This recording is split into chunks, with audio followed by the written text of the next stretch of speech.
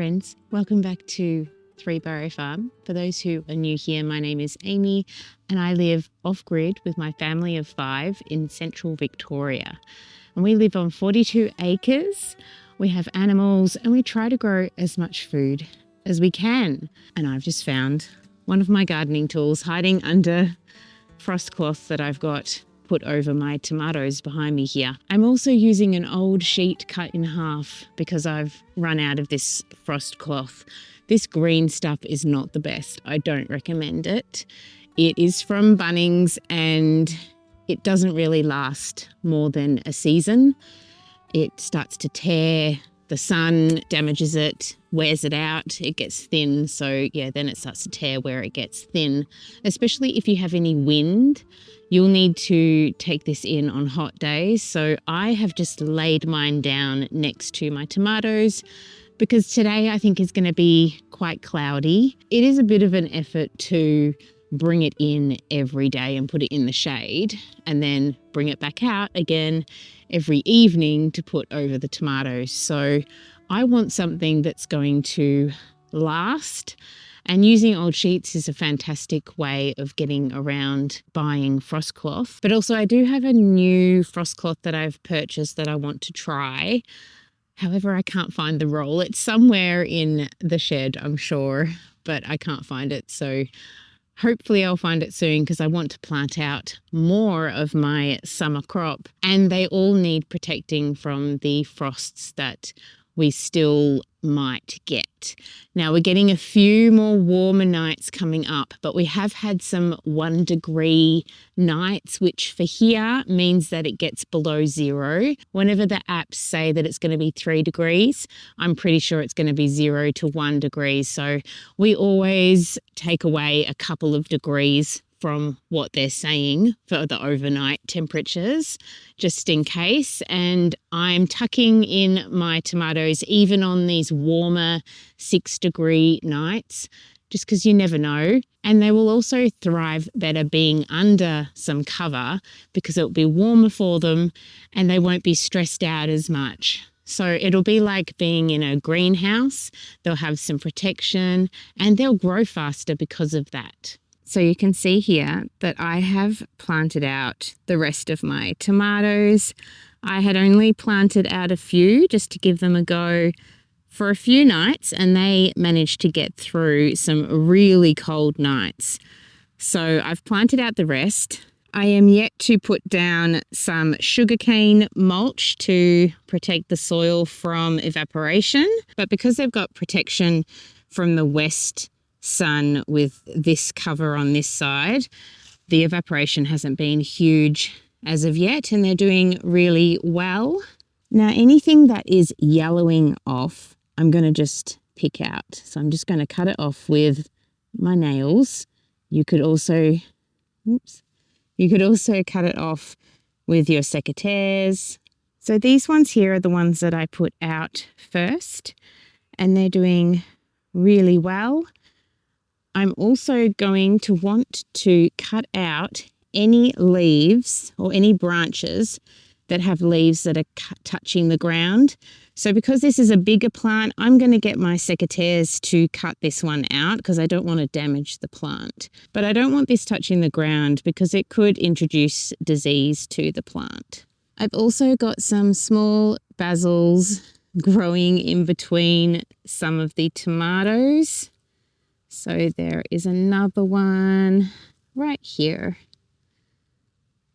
And I did have some more basil plants. I'm so grateful that I put these 2 plants out in my garden because one day I popped our seedlings out on the front deck where I'm taking them from the house out to the deck and back into the house.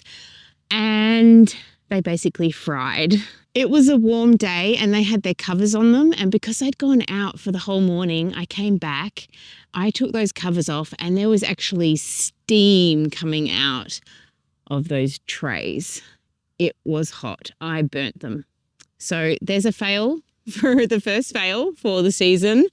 I burnt those. So I lost 4 tomato plants, 3 basil plants and some sunflowers. So I have re-sown those it's all good. We move on.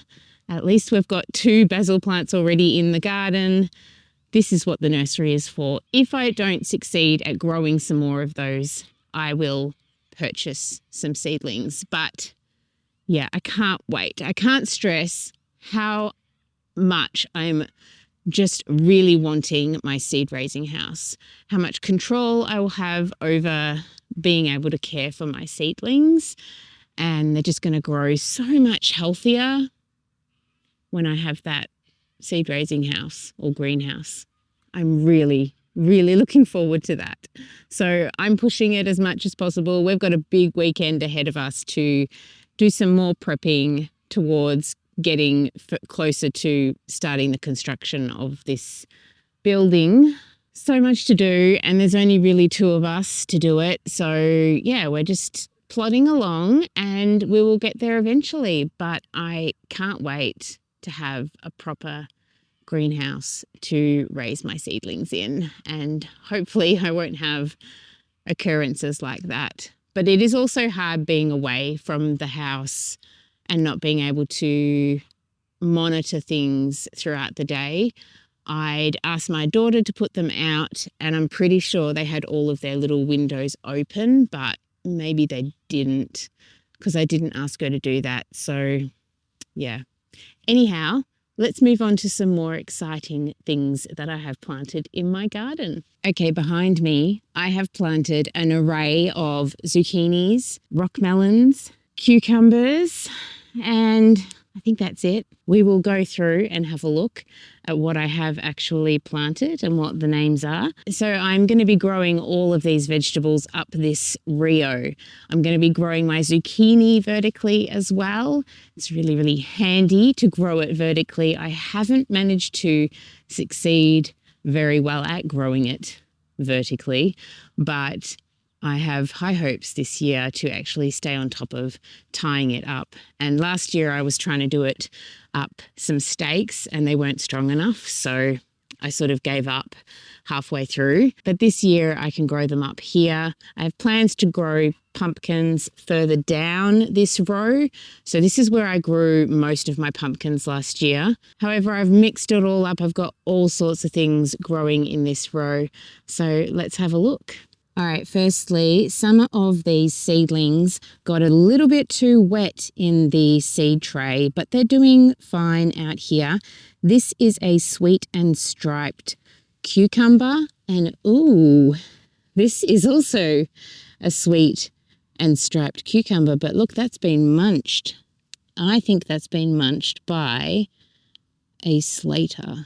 I've got a mini white cucumber, and as you can see, it's newly come out of the soil. The seedling that I was growing, it died because it got too wet. So I've planted another one, and here I have a Costada Romanesco zucchini.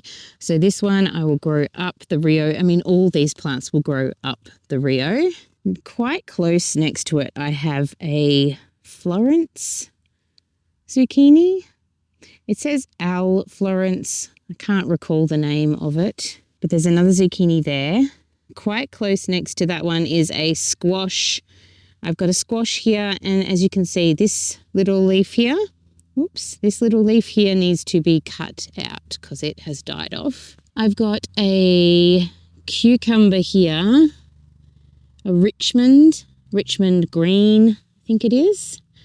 A Richmond green apple, that's right, Richmond green apple. We've got a borage coming up in here. And here we have a squash, a golden squash, and it's actually got some flowers on it. So I'm going to just gently prick those off because this plant is nowhere near the size it needs to be to grow fruit yet.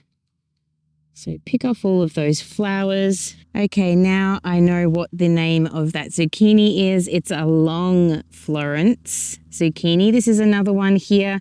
This leaf isn't doing so well, but it's actually holding the plant up onto the Rio. I will take it off eventually and tie the plant to the Rio instead of the leaf holding it on. I've got a tromboncino here. So that's another zucchini variety. I think this is another one of those because I don't have a label for it. What have I got here? I've got a rockmelon here. I can't really read what the name of the variety is, but this is a rockmelon. And look, here is an example of the frost cloth wearing out. So yeah, it eventually gets, you can see that it's thinning here and it eventually starts tearing. Another rockmelon, S granite. If I find the names, I shall put them on the screen. Got lots of endive through here. I've got a bush pickle cucumber in here. I believe it was just starting to germinate. I'm not sure if the bugs have eaten it. I've got a golden zucchini, same thing, just starting to germinate. Not sure if the bugs have eaten it. I've got an Eden's something or other rockmelon there. Here we've got a very healthy zucchini plant. Now, this is healthy and it's not as green as the other ones because this one wasn't affected by all the water that was in the tray. So the reason the other plants are yellow is because they're nutrient deficient. All that water took the nutrients out of the soil. So, for example, this one here is not looking so great, and it's got some flower buds on it, which I will pick off. This is a black zucchini, Black Beauty zucchini. And we don't want any fruit on it when it's at this stage. Definitely not. If you buy any seedlings from the nursery and they have flowers on them already, I recommend that you pick them off and do the same with your own homegrown seedlings when they're really tiny. They need to be putting all their energy into growing. This one too, this has a few flowers on it. This is a Lebanese mini muncher cucumber. So this one actually doesn't look too bad. It's actually greener than the yellow ones like that one. And this one over here, so that's a mini muncher as well. And that's as far as I've gotten with this row. So I've got heaps of room to plant more plants. And I have planted these quite close to one another, but I have planted them all above a dripper, so they all have water. And yes, I have got all this red mustard on the other side of this row. This will all eventually be cut out. But what these red mustard plants are providing are some warmth and protection for these little seedlings. So I shall leave them in the garden until the seedlings need more of the sunshine and more of the space. So that is all I have to share with you today. These are the seedlings that I've planted out already. Also, I've planted previously some beetroots and a few fennels. And I've also planted out some potatoes and some beans. I'm going to get my carrots in this weekend. I have to. Hopefully this afternoon I will actually get my carrot seeds in. I usually get my first lot of carrot seeds in September, so I'm really, really late with that. But this is life. I've been really busy and yeah, I just haven't had the space to pop them in. But I was also in the full glory of my winter harvest. So I was still harvesting so much. And now that that harvest is almost finished, I'm ready to plant more into the garden. Thank you so much for watching. Remember to hit like and subscribe and send me a comment. Let me know what you're planting in your garden, whether you're getting your tomatoes in this cup weekend. I look forward to seeing you again next time. See you, friends.